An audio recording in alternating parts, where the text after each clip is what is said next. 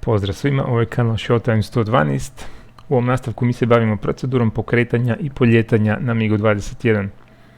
MiG-21 je prvenstveno dizajniran kao presretač i iz tog razloga procedura poljetanja i pokretanja je napravljena tako da se može izvesti u prilično kratkom vremenu. Makar nije osobito jednostavno, no međutim sada ćemo demonstrirati kako to predviđa priručnik. Kao prvo upalit ćemo ove tu invertere i grijač akumulatora. Zatim uključujemo akumulator i generator istosmjerne struje. Sada provjeravamo voltažu sustava. Pokazuje nekakvih 24 V i to je u redu. Sada su se tu upalile razne lampice i upozorenja, ali ona će se gasiti s vremenom kako budemo dalje išli s procedurom. Zatim uključujemo napajanje uređaja za gašenje požara. Sada ćemo uključiti radio. Kao prvo ovim prekidačem za napajanje, zatim ga postavimo ovaj prekidač u položaj radio. Sada moramo podesiti kanal. Nalazimo se na aerodromu Batumi. Znači popis imamo je ovdje, ali sad se baš ne vidi toliko dobro jer je kabina otvorena. Kabina je broj 3, ali ako nismo sigurni, desni kontrol strelica gore, pa nakon toga desni kontrol strelica desno nekoliko puta dok ne dođemo do popisa radio stanica. Evo, kanal broj 3 je Batumi. Znači podesimo 3 i zatim ulazimo u radio meni tipkom Ž, odnosno kosnom crticom kako na kojoj tipkovnici, F5 kontrola leta, F1 Batumi i F3 zahtijevamo dopuštenje za pokretanje.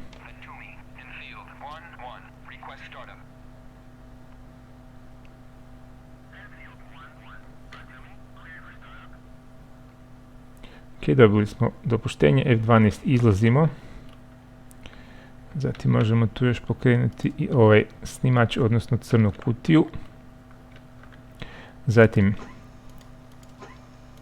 ova 3 prekidača koji se odnose na pumpe goriva.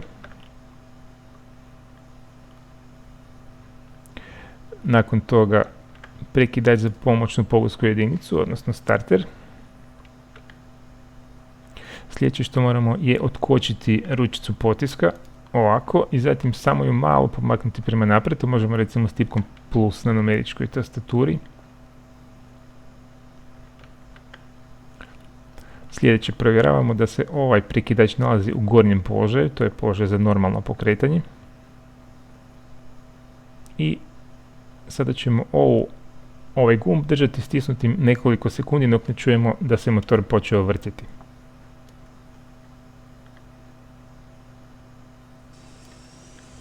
Evo ga. Motor se vrti. Ovdje na brojaču okreta sada vidimo kako se kazaljke kreću prema gore. Stabilizirat će se prva kazaljka na nešto ispod 40%, druga na nešto iznad 50%.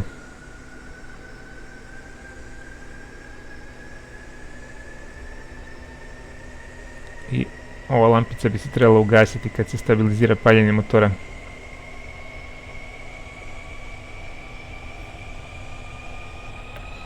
Ok. To je sada to. Možemo zatvoriti kabinu. Prvo ćemo kliknuti ovdje gore. Sljedeće što ćemo napraviti je sa ove dvije ručice prvo kabinu zaključavamo, a sa ovom drugom postavljamo u stanje hermetičke zatvorenosti. Zatim žiroskopi, jedan drugi, generator izmjenične struje. Ova dva prekidača možemo upaliti ako imamo rakete za skraćeno poljetanje ili mogu služiti za sustav za raspršavanje radarskih i toplinskih mamaca. Zatim palimo većinu ovih tu prekidača navigacija jedna, radarski visinomjer, navigacija druga, NPP sustav, autopilot jedan drugi. Možemo eventualno tu još uključiti formacijska svjetla, nosni konus, hidraulička pumpa i trimer.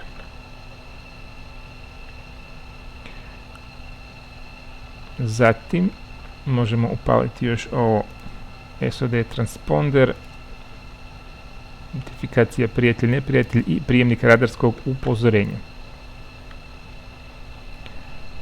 Možemo staviti radar u stanje pripravnosti. Ako će nam trebati, ako imamo naoružanje, onda moramo uključiti još sve ove tu prekidače, znači grijače, napajanje za podvjesne točke 1, 2, top, optički ciljnik, topovska kamera. Možemo uključiti još ovaj IFF dekoder, iako nema nekog utjecaja na igru. S ove strane smo sve riješili. Sada ćemo još staviti kalibraciju kompasa, odnosno indikatora horizontalne situacije. Ovaj gumb držimo stisnutim nekoliko sekundi dok se indikator ne prestane tresti. Evo ga, stabilizirao se. Kalibrirali smo ga.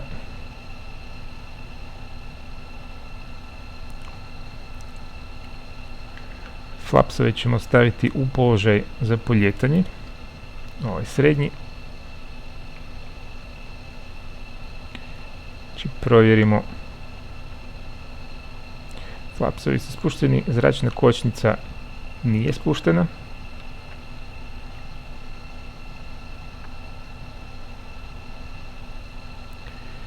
I u osnovi spremni smo za poljetanje. Ono što sada trebamo je ponovo kontaktirati kontrolni toranj i tražiti dopuštenje za rulanje do piste.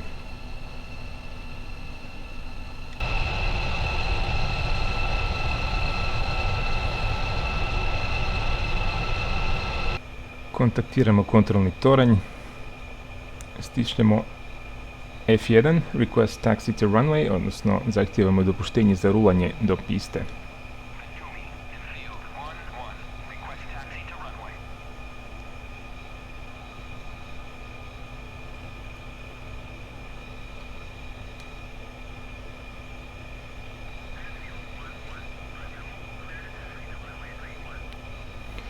Evo, dobili smo dopuštenje za pistu 31. Šta je točno pista 31? F10 idemo na mapu i vidimo 31 je ovo, ide u smjeru 310 stupnjeva, mi smo ovdje, znači moramo zakrenuti u lijevo, pa zatim tu doći do piste. Prije nego što krenemo, samo par riječi o tome kako MiG-21 zaokreće na tlu. MiG-21 ne zaokreće pomoću upravljivog nosnog kotača kao većina drugih zrakoplova, već zaokreće asimetričnim kočenjem. Kada želimo zaokrenuti, na primjer, u lijevo, stisnemo kočnicu na kotačima, to je tip W na tastaturi, i istovremeno stisnemo kormilo u lijevo. Kočioni sustav tada koči asimetrično i tako možemo upravljati zrakoplovom, zaokretati ga. To je jedan sistem koji traži malo vježbe, malo prakse. U početku ćemo vjerojatno malo avion krivudati po pisti. Treba malo razmišljati unaprijed. Također preporučuje se da to ne koristimo baš previše, s obzirom da troši zrak iz pneumatičkog sustava. Ako ubrzamo do nekih 40-50 km/h, onda možemo već i samim kormilom usmjeravati zrakoplov, tada zračna struja već djeluje, ali prije nekakvog ozbiljnijeg zaokretanja treba usporiti na nekakvih možda 20 km/h. Ovo što ćemo sada napraviti, prvo ćemo pojačati potisak do nekakvih 80%, a zatim ćemo testirati sustav kočenja, stisnut ćemo V dok se ne zaustavimo da vidimo da li je kočenje ravnomjerno.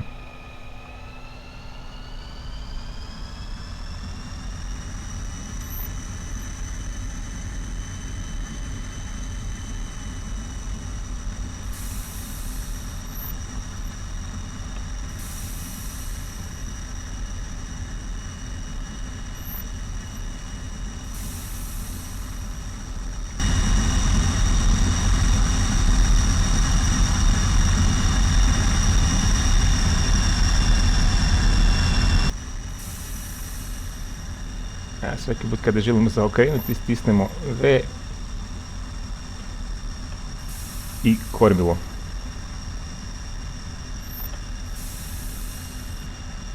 Sada prije ovog oštrog zaokreta ćemo malo usporiti.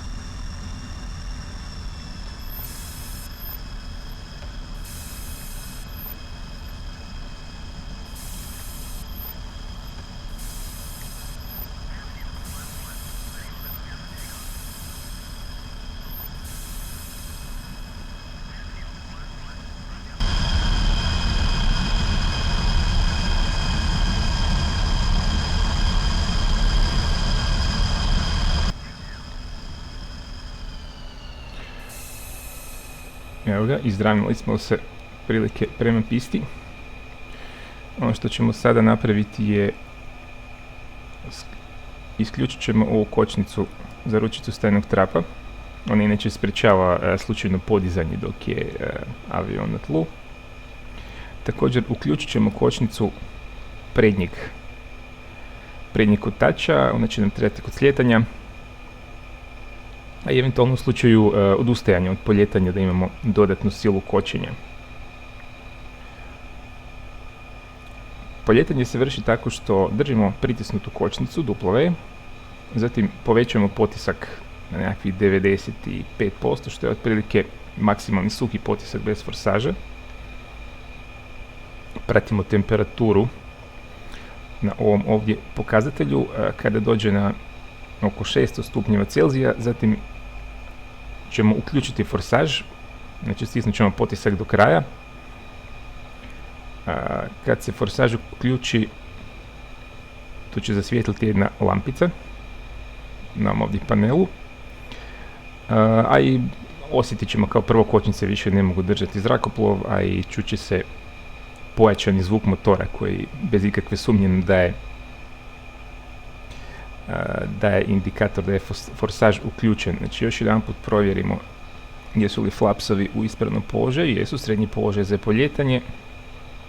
Zračna kočnica je isključena, to vidimo na ovom panelu. Ovdje flapsovi su spušteni. Nakon što avion krene ubrzavati po pisti, ono što moramo tada pratiti je brzinomjer. Kada brzina dođe negdje na oko 250, ali ne kasnije od 300, počet ćemo podizati nos aviona prema gore. Znači povlačimo palicu prema sebi, avion će poletiti negdje iznad 350 km/h. Kad se avion odvoji od tla, kad dođemo na nekakvih 10 metara visine, uvlačimo stajni trap, to možemo napraviti tipkom G ili pritiskom na ovu ručicu prema gore. Kad se stajni trap u potpunosti uvuče, znači kad zasvijetle ova crvena svjetla, onda ga vraćamo ručicu u neutralni položaj. Zato da bismo spriječili trošenje zraka u pneumatskom sustavu. Nakon toga ćemo izravnati flapsove, što možemo napraviti bilo ovim panelom ili kombinacijom lijevog shifta i F. Stajni trap inače vraćamo u neutralni položaj sa lijevim kontrolom i G. Nastavljamo se penjati pod nekakvih 10 stupnjeva i kad dođemo na brzinu od oko 600 km/h gasimo forsaž. Prije poljetanja naravno moramo paziti da se nije upalila nekakva lampica upozorenja, znači ako je nešto crveno ili žuto, ili ako se upali ova tu lampica gdje piše maslo, to znači da je pritisak ulja prenizak. U tom slučaju odustajemo od poljetanja. Ako nema nikakvih lampica upozorenja, onda nastavljamo. Znači, stišćemo kočnice, dižemo potisak na oko 95%.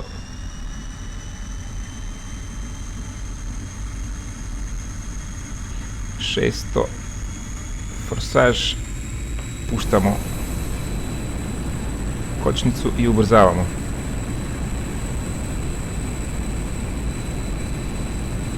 ...250, rotacija, poljećemo,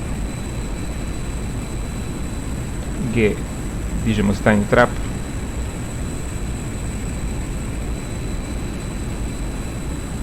lijevi kontrol G neutralno, lijevi shift F, isključujemo flapsove,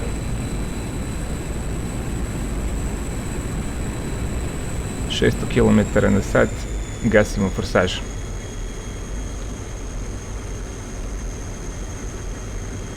I nastavljamo sa penjanjem pod oko 10 stupnjeva. Možemo malo i trimati avion prema gore ako nam to odgovara.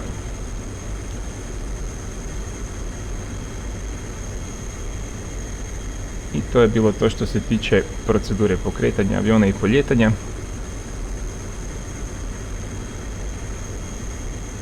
Ako vam se video svidio, ako vam je bio koristan, stisnite like gumb, pretplatite se ako još do sad niste i nastavite pratiti kanal Showtime 112.